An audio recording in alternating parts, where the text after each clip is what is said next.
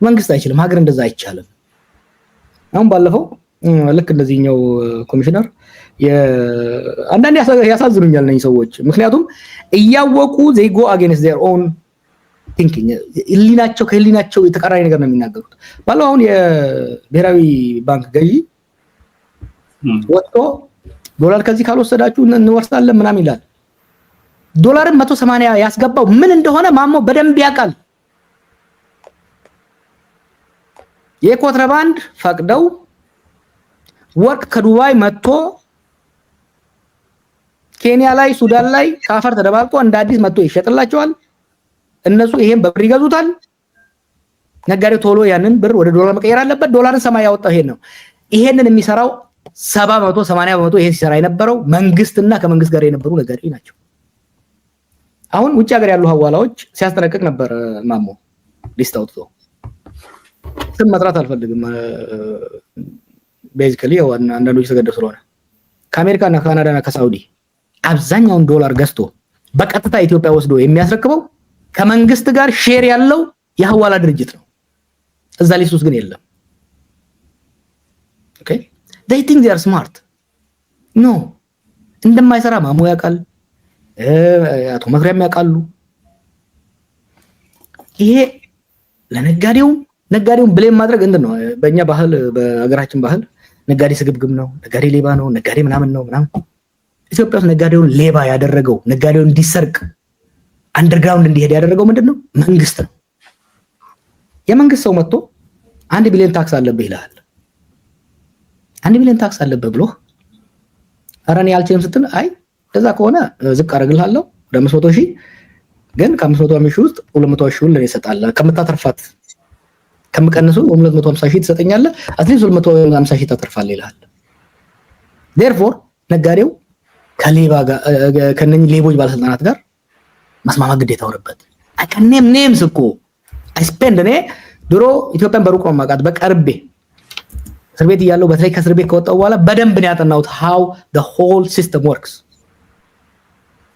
ወዳጄ ለኢትዮጵያ ዋጋ ንረት ነጋዴ ተጠያቂ አይደለም ለኢትዮጵያ ዋጋ ንረት ታሪካዊ ጠላቶቻችን የውጪ ምናምን አይደለም የኢትዮጵያ የዋጋ ንረትና የኢኮኖሚ ቀውስ የአብይ አህመድ የአመራር ውድቀት በስልጣን መባለግ በኢትዮጵያ ታሪክ ሳይሆን በአፍሪካ ታሪክ እንደ አብይ በስልጣን የባለቀ የተጨማለቀ ሰው ኖሮ አያውቅም ሀገርን በጦርነት ካደቀቀ በኋላ የተረፈችዋን ገንዘብ ለሽርሽና ብልጅልጅ ካባከነ በኋላ ሄዶ የታመማችውን ሀገራችንን ታማ አልጋ ላይ ያለችውን ሀገራችንን ኮሶን የሰጣት ከአይኤምኤፍ ስትራክቸራል አድጀስትመንት አሁን አፍንጫውን ይዘውት እያሽከረከሩት ደሞዝ ግብር ጨምር ነዳጅ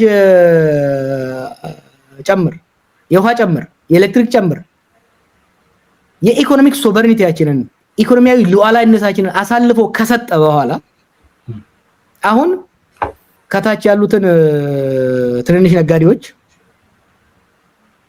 በዝርፊያ በዋጋ ስግብግብ ይላቸዋል ስግብግብ እኮ የሆነው ነጋዴው it's survival instinct እኮ ነው ከአቅም በላይ ግብር ከፍሎ ከአቅም በላይ ሙስና ከፍሎ ቤቱ እየፈረሰበት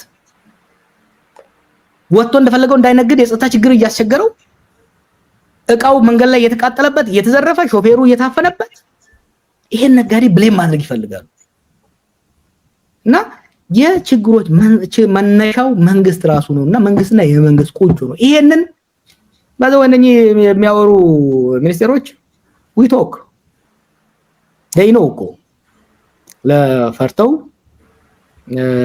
ግማሾቹ ተስፋ ቆርጠው ነው እንጂ ይሄን የሚያወሩት they know things are not working you know ጥሩ እንግዲህ ሀገሪቱ አሁን ነባራዊ የነበሩ ነገሮችን ደሞ እንመልከታቸው ከዚህ ቀደም የነበሩትን ነገሮች በደንብ እንመልከታቸው ምናልባት እንደዚህ እንደ ጋዝ ያሉ ነገሮችን ብናወራባቸው በያሰብኩኝ እነዚህም ይጨምራሉ አብሮ ከኢኮኖሚ ጋርና በአጠቃላይ ነው ባጭሩ እናስቀምጠው ብዬ ነው ለሰውም ለእይታ እንዲቀጥል ብዬ ነው እነዚህ ነገሮች በትክክል እያስቀመጥኩ ያለሁት ቤንዚልና ጋዝ ላይ የጨመረውን ከኦክቶበር 2024 እስከ ሜይ ኦገስት 2025 ያለው ብቻ ነው እዚህ ጋር የምናሳየውና እንደው በፍጆታ እቃዎች ላይ ነዳጅን ጨምሮ ኤሌክትሪክን ጨምሮ አሁን የሚጨመሩ ታሪፎች በሀገሪቱ ላይ ምን አይነት የዋጋ ግሽበትን ያስከትላሉ ትላለ ጀዋር? እነዚህ ነገሮች ከስር ከስር እንደዚህ እያሳየው እንዳለን የኤሌክትሪክን ጭማሪ ማለት ነውና የኢትዮጵያ ዩቲሊቲ አውቶሪቲ ታሪም ያወጣው መግለጫ አለ ድጎማ እናደርጋለን ጭምር ብሎ ነው ያወጣው ለቤት በተለይ ለመኖሪያ ቤቶችና ይሄም የሚመጣውን የኢኮኖሚ ግሽበት ለመቀነስ ያክል ነው ይሄን ነገር እናደርጋለን ይያል ያለውና እነዚህ ነገሮች ወዴት ነው ሀገሪቷን የሚወስዷት? አጠቃላይ መሰረታዊ የሚባሉት ነገሮች ቤንዚን፣ ኤሌክትሪክ እነዚህ ነገሮች ሀገሪቱን ኢኮኖሚ ወዴት ነው የሚወስዱት? አሁን ካለው ሁኔታ ጋር ግዴታ የብር አቅም መግዛት አቅም በዛው ደረጃ ወርዷልና ማለት ነው። ዝርዝር የማክሮ ኢኮኖሚ ጉዳዮችን የኢኮኖሚ ባለሙያዎችን ጋብዘህ በታናግራቸው በተሻለ እውቀትና የተሻለ ግንዛቤ ሊሰጡ ይችላሉ። ፖለቲካል ኢኮኖሚው ላይ ብቻ ፎከስ ካደረግኩ አይ ቢሊቭ የነዳጅ ጭማሪው ከዚህ የበለጠ ነው በመብራትም በሌላኛውም ያለው ጫና አለባቸው። ሄደው የፈረሙት ይሄ ከአይኤምኤፍ ጋር የፈረሙት እንጀራ እናታችን ብለው ከአራጣ አበዳሪ ጋር ነው ሄደው የተፈራረሙት። አሁን አብይ ቅድም አንዱ ባወጣው ቪዲዮ ላይ ከግል አበዳሪ አልተበደርንም ይላል። ከግል አበዳሪ መበደር ይሻላል። ምክንያቱም የግል አበዳሪ ገንዘቡን ነው እንጂ የሚጠይቅህ ፖለቲካና ፖሊሲህን የፖለቲካና ፖለቲካል የኢኮኖሚ አውቶኖሚህን ሉዓላዊነትህን ነጥቆ አይቀበልህም የግል አበዳሪ ባንክ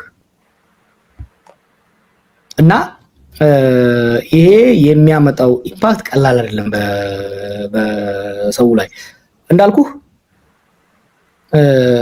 ኢንፍሌሽንን ለምሳሌ ኢንፍሌሽንን ተቆጣጥረናል ብሎ የሚናገሩት ነገር አለ። አንድ ፕሮፌሰር ሃንክ የሚባል የታዋቂ የሞኔታሪ ኢኮኖሚስት ደግሞ የተከታተላቸው ግርግራቸው የተከታተለ በየጊዜ የደረሰበትን ሜጀር ያደርጋል። ኢንፍሌሽን ተቆጣጠርን የሚሉት እንዴት በማድረግ መሰለ? የብር ሰርኩሌሽንን ማለትም ባንኮች እንዳያበድሩ በማፈን ነው። ያም እንደ ብር ማፈን ምን አደረገ? ንግድን በጣም አቀዘቀዘው። ሪል ስቴት ወድቋል። አሁን ሪል ስቴት የሪል ስቴት ንግድ ሌሎች አብዛኛው ንግድ በጣም ተቀዛቅዟል። ምክንያቱም ሰው ብር ማግኘት አልቻለም፣ ባንኮች ብር መስጠት አልቻሉም። ለምሳሌ ባንኮች አሁን ብር ከና ማሞ ወረቱ ሲቀበሉ ሄደው በብላክ ማርኬት ዋጋ ነው የሚሸጡት። 130 ምናምን ከብሔራዊ ባንክ ይገዛሉ፣ ሄደው 170 ብር ይሸጣሉ። ዘይ ሜክ ዛት ማች መኒ ኢዝሊ። ለኢኮኖሚ መንሰራራቱ ኮንትሪቢዩት እያደረጉ አይደለም። ስለዚህ የሚመጡት ወራት በተለይ ለደሞዝተኛው ለደሞዝተኛው ብቻ ነው፣ ለገበሬው እኮ እያወራን አይደለም። ገበሬው ዘንድሮ ወይ መሬቱን አላረሰም ወይ ካረሰ ከአምናው በግማሽ በታች ነው ያረሰው። ሙሉ መሬቱን ካረሰ ከግማሽ በታች የሚሆን የመዳበሪያን ነው የተጠቀመው። አሁን ደግሞ የኢትዮጵያ መሬት እንደ ድሮ አይደለም። መዳበሪያ ለምዷል፣ ያለ መዳበሪያ አያመርትም። እዚህ አንተ ወጣህበት አካባቢ ወደ በትራክተር የምታረስበት አርሲና ባሌ አካባቢ ብትወስድ ትራክተር በግድ ካልገዛችሁ እያሉ ገበሬዎችን በማህበር እያደራጁ ወር ሳይፈጅ የሚሰበር ትራክተር ሰጥቶባቸው ሰው እዳ በዳው። በዛ ላይ ነው ዘንድሮ የመዳበሪያ ዋጋ በእጥፍ አምና 3800 ምናምን የነበረ መዳበሪያ ዘንድሮ በ9000 አልተገኘም። ያን ራሱ አንድ ጊዜ ለጥፈው ነው ሴቲንግ ዚ ምዕራብ ሸዋ አካባቢ አይተንደው ምንድነው ነው የማዳበሪያ እያለ የለም ብለዋቸው ዋጋ ይጠብቁ ነው። ልክ ሰው ዴስፕሬስ ሲሆን ያን መዳበሪያ ከነጋዴው ጋር ተስማምተው መሸጥ ጀመሩ። የኑሮ ውድነት እየጨመረ ነው የሚሄደው። ዶላር መጋሸቡ ይቀጥላል። በሚቀጥለው አመት ውስጥ 250 አስገቡ ተብለዋል። they will be forced to do that። ያ ማለት አሁን 80% ጨመርን የሚሉት ደሞዝ በ6 ወር ውስጥ በዜሮ ይባዛል ማለት ነው። it will be completely eroded። የነዳጁ ጭማሪ ነዳጅም ይጨምራሉ። አሁን ለጊዜው ነው እቺ ፖለቲካ ተኩሷታ እስክታልፍ ነው ህዝቡ እስኪረጋጋላቸው ነው። አመት ባሉን አሳልፈው ይጨምራሉ ነዳጅ። ይሄ አንድ ላይ ሲደማመር አሁን ያነበረ አደረግን የሚሏትን የደሞዝ በ80% ለከፍተኛ ደረጃ ላሉት ነው። ከታች ላሉት 36% ምናምን ብቻ ነው የጨመሩት which is almost nothing። ሶ በነዳጅ ብቻ አጥፋልኝ። አሁን አንተ ነዳጅ 40% ተጨመረ ብላል። በነዳጅ ብቻ የሚያልቅ ነው ማለት ነው። ሶ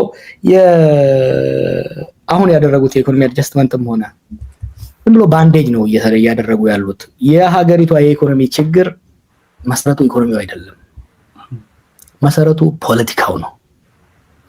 ፖለቲካውን ካላረጋጋህ ኢኮኖሚ ጦርነት አይቆምም። ጦርነት ካልቆመ ኢንቨስትመንት አይመጣም። የሀገር ውስጥ ንግድ ተቀዛቅዞ ይቀጥላል። ሎክ አሁን ዝም ብሎ አንዳንዴ ሲዋሹ ባለፈው አራርሳ መድረሳ የሚባለው የኦሮሚያ ጸጥታ ቢሮ ኃላፊ ኦሮሚያ በሁሉም ወረዳዎች ሰላም ሰፍኗል አለ።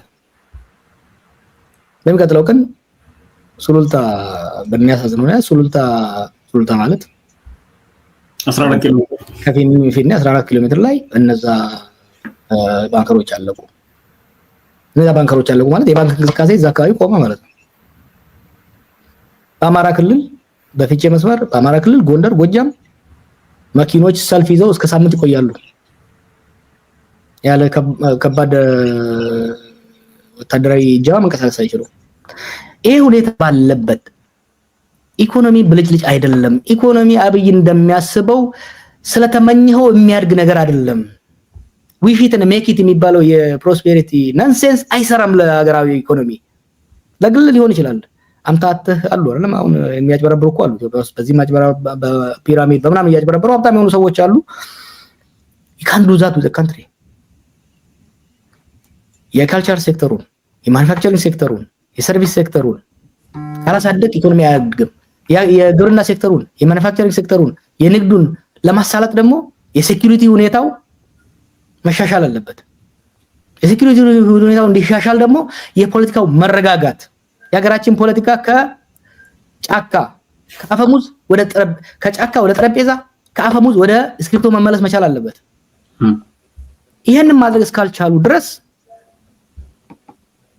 ከመቀመቁ አይወጡም። ይሄን ለማድረግ አሁን ላይ ብቃቱም ቅንነቱም ፍላጎቱም አቅሙም የላቸውም። therefore this is the beginning of the end. It's too little too late. ከእንግዲህ በኋላ ቀልቢ ነው ቢኖራቸው እንደ ኃይለ ማርያም ፓካፕ ማድረግ ነው። ካልሆኑ ግን የፈሩት ደመና መዝነቡ አይቀርም። ጥሩ። አሁን ደግሞ ቀጥታ ወደ እነሱ የመንግስት ፋርሴ ብላዎች የሚያነሱትን ሐሳብ ጋር ልውሰድ። የደሞዝ ጭማሪ ተደርጓል ከተባለ በኋላ አንተም የራስን ሐሳብ አስቀምጠሃል፣ ሌሎችም አስቀምጠዋል። ለነሱም ጭምር ደሞዝ ጭማሪ ይደረግ የሚል በአፋን ኦሮሞ ጽፋ አግኝቻለሁና ትንሽ ፈገጋስ ብሎኛል። ለፋርሴ ብላዎችም ደሞዝ ስንት ተጨመረው ይጨምር የሚል ነገር አስቀምጠሃልና ምንድነው እያሉ ያሉት? የደሞዝ ጭማሪውን መንግስት በራሱ መንገድ አስልቶ ጨምሯል። ስለዚህ የደሞዝ ጭማሪን ምክንያት አድርገው አጀንዳውን ሲያራግቡ የነበሩ ሰዎች አጀንዳቸውን ተነጥቀዋል። አሁን ደግሞ ለምን ተጨመረ እንደተጨመረ ብለው እየተቆጡ ነው የሚገኙት። ትግላቸው በቃ እዚህ ጋር አከተም የሚል ነገር ነው የሚያነሱት። ደሞዝ ለምን ተጨመረ ነው የናንተ መልከታ ወይ ደግሞ ያንተ እይታና ሐሳብ እዚህ ጋር ምንድነው? ከዚህ ጋር እነሱ በሚያነሱበት መንገድ እናንሳ ብዬ ነው። ኖርማሊ ይሄንን ሳናነሳ ብንሄድ አስፋፍቶ ስለሚሄዱበት ብዬ ነው። ያንተ እይታ እዚህ ጋር ምንድነው? ደሞዝ ለምን ተጨመረ? ወይንስ የተጨመረው ደሞዝ በቂ አይደለም፣ ጊዜው አይደለም? ምንድነው ያንተ እይታ? በአጠቃላይ እነሱ ከሚያነሱት አሁን ነው ይሄን ጥያቄ ማንሳለህ። ፋርሴ ብላ ብቻ ሳይሆን ለኛም ኮሚሽን ይታሰብልን እንጂ ብሌም ተደርገን እንደዛ ተጨፍጭፈን የደሞዝ ጥያቄ እንዴት ታነሳላችሁ? ሀገር መክፈል አትችልም። ስለዚህ ለሃል የነበረው መከራከሪያቸው ደሞዝ ይጨመርስኛ ስንል ሀገር መክፈል አትችልም ነው። ከየት አባቷ መጣች? ከየት አባቷ አምጥቶ ነው የከፈለው ታዲያ መንግስት? አሁን መንግስት ከየት አምጥቶ ነው ደሞዝ የከፈለው? ያኔ ይችላል ሪሜምበር ነው ስለነበረው ይችላል፣ ያስችላል። ኢትዮጵያ ኢኮኖሚ አሁን ባለው ሁኔታ መክፈል ይችላል። የኛ ትችት አሁን ምንድነው? it's too little too late ነው። አንደኛ ጭማሪው በቂ አይደለም።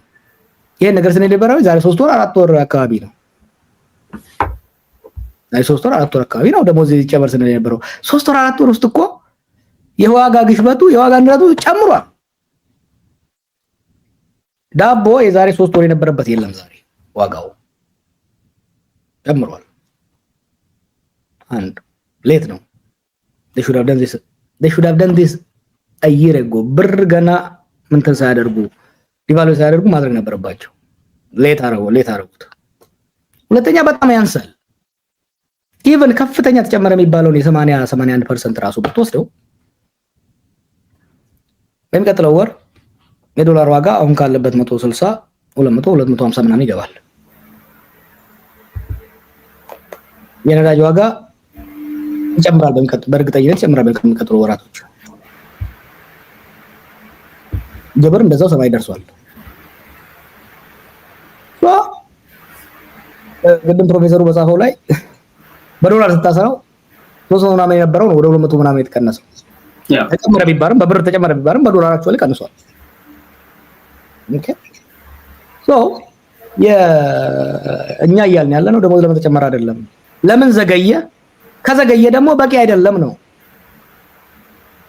በቂ አይደለም ምንድነው መነሻችን መከራከሪያችን? የኢትዮጵያ ሰራተኞች እየተከፈላቸው ያለው ደሞዝ መሰረታዊ ቤዚክ ኒድስ መሰረታዊ ፍጆታ ባለፈው ብዬ ነበር። ኢትዮጵያ ውስጥ እየተጠየቀ ያለው የደሞዝ ጭማሪ ሳይሆን የሊቪንግ ዌጅ ለመኖር የሚያስችል ለመብላት፣ ለመጠጣት፣ መጠለያ እና ቤዚክ የሆኑ ነገሮች ከቨር ለማድረግ የሚያስችል የለም። አንድ አሁን ትላንትና ልክላለሁ ወላ ላይ አንድ የመጣ ዶክመንት ነበር። በመድኃኒት ላይ እኮ ታክስ ጥለዋል ያልነበረ ሐኪም ያላዘዘው መድኃኒት ታክስ መደረግ አለበት ብለው ታክስ ጥለውበታል። ያር ታክስ ኢን ኤቭሪቲንግ። እነሱ የሚያደርጉት ታክስ እና መንግስት የሚያደርገው ታክስ እና የዋጋ ጭማሪ ለመታወቂያ ህዝቡ እኮ የማይዘረፍበት መንገድ የለም። አንድ ጊዜ ቁጥር ወደ 21 አይነት መንገዶች አሉ መንግስት ባለፉት 5-6 ዓመታት እያመጣ በዛሬ ደግሞ አሁን ከአይኤምኤፍ ጋር ከተፈራረመ በኋላ በህዝቡ ላይ የጫነው ወደ 21 ምናምን መንገዶች አሉ ሰውን የሚያስከፍሉበት።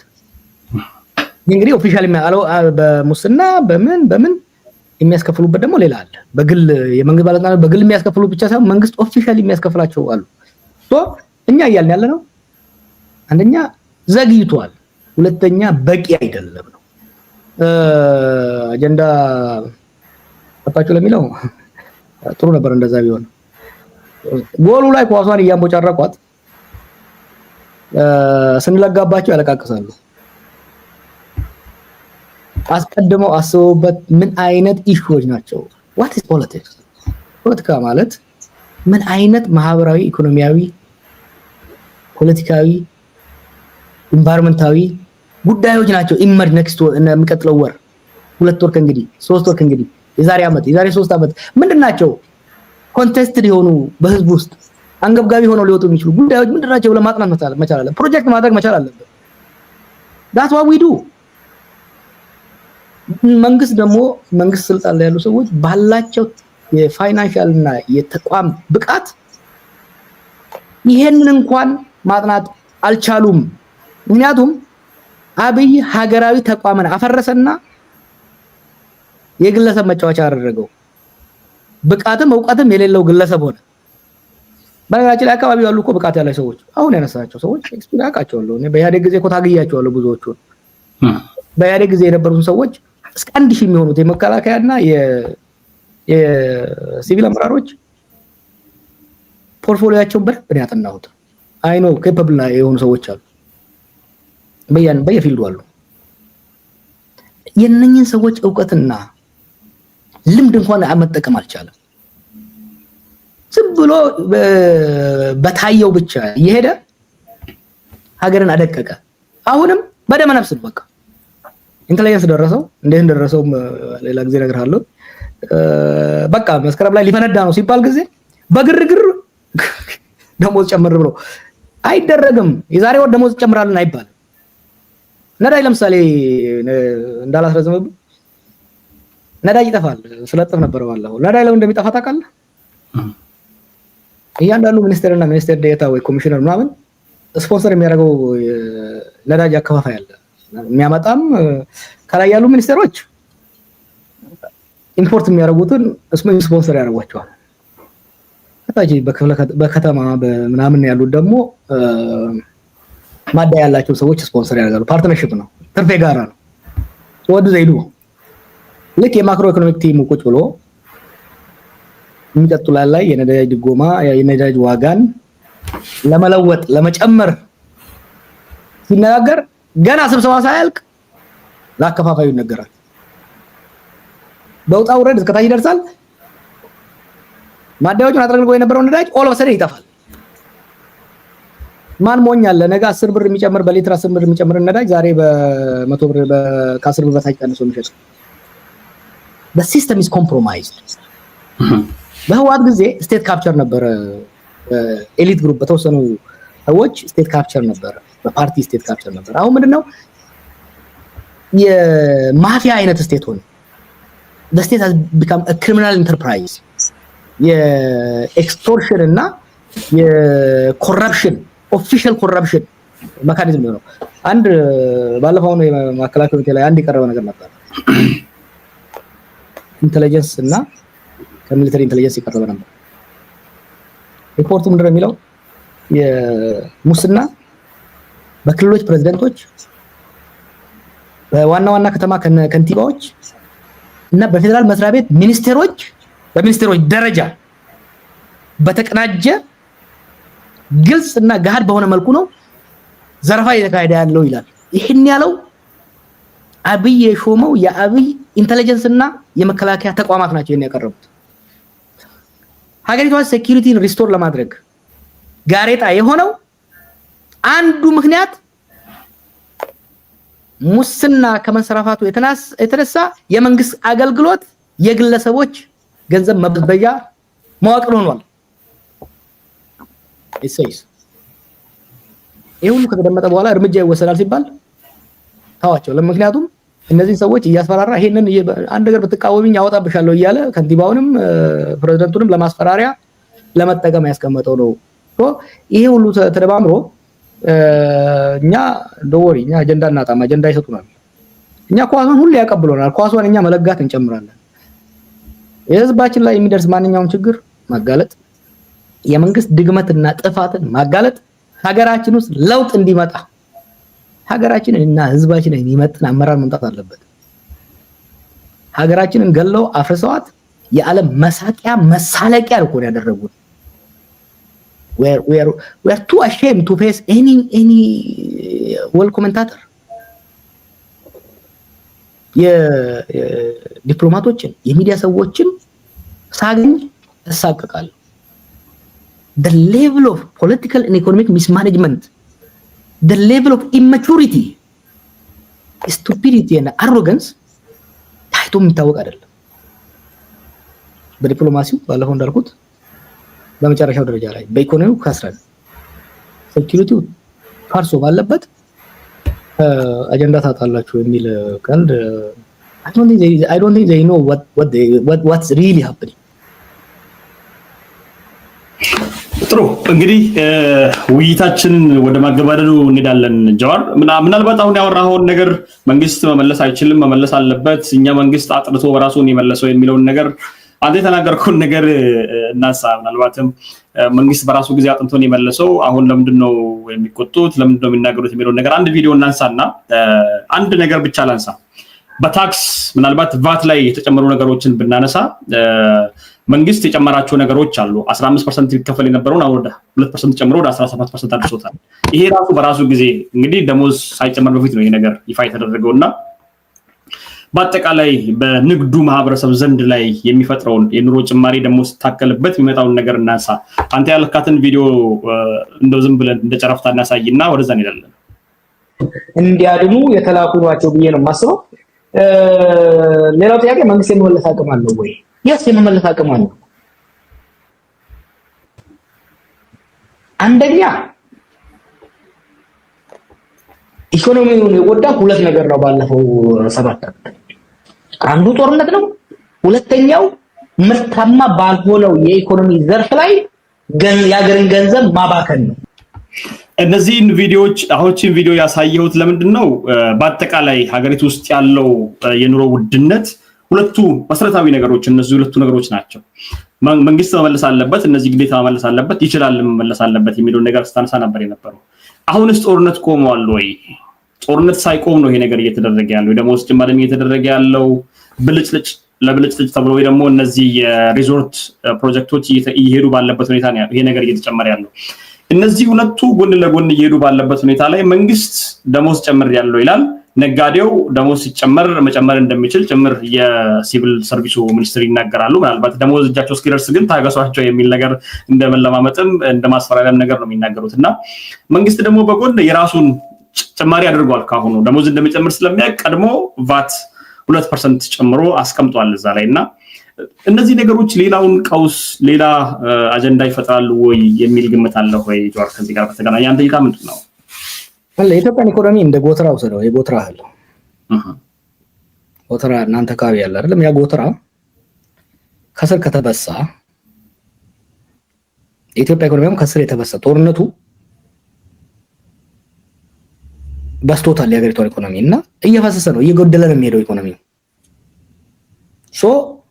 አንደኛው ስራ መሆን ያለበት የተበሳውን ቀዳዳ መድፈን መቻል አለበት፣ ኢኮኖሚው እንዳይፈስ። ሁለተኛ ወጪ ደግሞ ወጪ በስና በጦርነት ለዚህ ለብልጭልጭ የሚያወጡትን መቀነስ አልቻሉም። አሁን ምንድነው መንግስት ያደረገ እና ብዬ ያደረጉ ያሉት ከዛችሁ እየጎደለች እየፈሰሰች ካለችው ጎተራ ትንሽ አንድ በቁና ለመንግስት ሰራተኛው ሰጡ። ይሄ ኢኮኖሚውን ያጎለዋል። ከስር ያለውን ቀዳዳውን እስካልሸፈንከው ድረስ ለጎተራው መጉደል ዋናው ምክንያት የሆነው ጎተራውን የበሳውን ዋናው ምክንያት እስካልፈታውና ጎተራው ማፍሰስ እስካላቆመ ድረስ ኢኮኖሚው እህሉ መጉደል ጎተራው ያለው እህል መጉደል ይጨምራል። እህሉ መጉደል እስከጨመረ ድረስ የእህል እጥረት ይኖራል።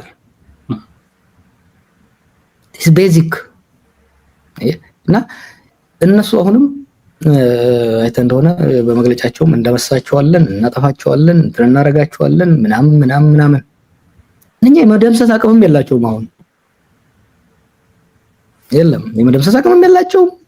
ኢኮኖሚ መቆጣጠር አቅምም የላቸውም። ሰዎች የመግደል አቅም አላቸው ነው ምንም ጥያቄ የለውም።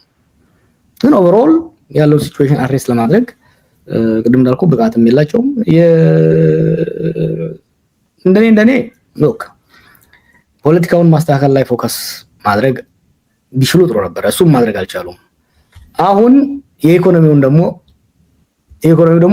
አሁን እኮ ደስ አይደለም የሚወስዱት they have lost economic autonomy ኢኮኖሚክ ሶቨርኒቲ አጥቷል ኢትዮጵያ ዛሬ የኢትዮጵያን ኢኮኖሚ ሌላ ይቅርና የንግድ ባንኩን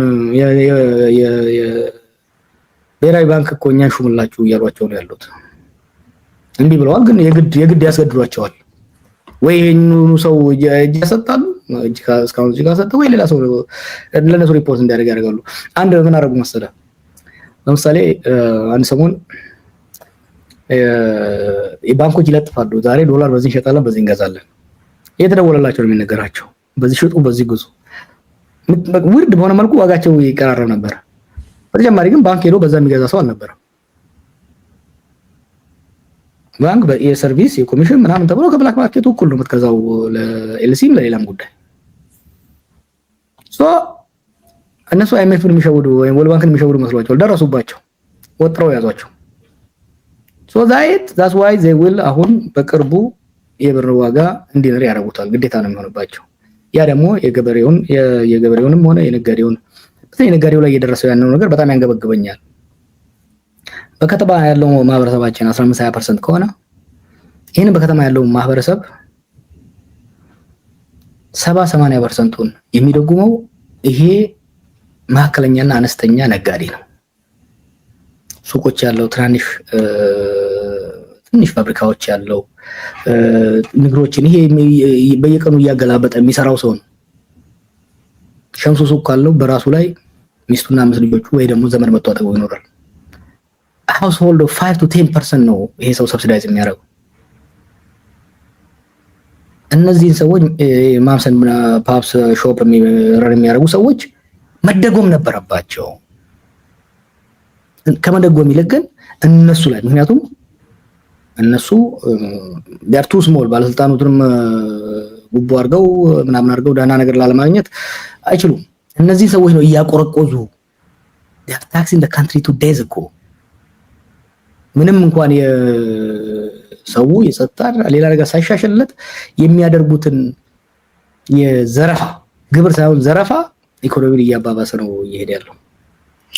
በጣም ጥሩ ጃዋር፣ እንግዲህ ሰዓታችንን ለመቆጠብ ያህል ውይይታችንን በአንድ ርዕስ ላይ ብቻ ያተኮረ እንደመሆኑ በዚሁ ልንቋጭ ተገድናል። እንደው በአጠቃላይ ከዚህ ጋር በተገናኘ መነሳት አለበት የምትለው በስተመጨረሻ ማስተላለፍ የምትፈልገው ዛሬ ካነሳናቸው ሀሳቦች ጋር በኢኮኖሚ ጋር አሁንም መደረግ አለባቸው ብለህ የምታስባቸው እና እንደ መልእክት የምታስተላልፋቸው መልእክቶች ካሉ የመጨረሻ መልእክታችን በዚህ እናድርግ። እነኚህ ጊዜያዊ የፋሻ መለጠፍን ሰው ብዙ እንትን ማለት የለበትም። ባለፉት በኦሮምኛ ጽፌዋለሁ የፉዳ ገላ ብዬ ጻፉት ይላል። የወለጋ ፈረንጅ ሐኪም ነበረ አርጆ ነው መሰለኝ ነጆ ብዬ እንዳልሳሳት አሁንም በቀለ ገርባ ነው እስር ቤት የነገረኝና ሐኪም ቤት ይወስዳሉ ሰው እና ሰው ሲሄድ ሐኪሙ ያይና ያው ሰውየው የማይድን መሆኑን ሲያቅ ይሞታል ለማለት ያው ሼም ስለሚይዘው አይ በቃ እስቲ ወደ ቤት ይዛችሁ ትሄዱና በአጥሚት በምናምን ሞክሩት ይላል። ፉዳ ገላ ይዛችሁ ግቡ ማለት ሰውየው መሄዱ ነውና ለቀብር ተዘጋጁ ነው። ይሄ ፉዳ ገላ ሰውየው ካለ ይዛችሁ ግቡ ማለት ነው። ያለ ቤት ዘመድ ተሰብስቦ ያው ደጋም ያለው ቆላም ያለው የተስካርም የምንም እያዘጋጀ ቀኑ ይጠባበቃል፣ መጥቶ ይሰናበታል። የመጨረሻውን ቀኖች ኮምፈርት እንዲኖረው ያደርግለታል። የአብይ አገዛዝ ጉዳይ ፉዳ ገላ ነው። ባለፈው እንዳልኩት ኢኮኖሚ ምስማኔ ማድረጉ 50% ይዞት እየሄደ ነው። አሁን እኮ የምናወራው አብዛኛው የፖለቲካ ዲስኮርስ ኢኮኖሚ ሆኗል። ምክንያቱም ኢኮኖሚውን ማቆም አልቻለም። የኢኮኖሚ ውድቀቱን አክሽኑ እንደውም እያፋጠነው ነው እየሄደ ያለው ሰው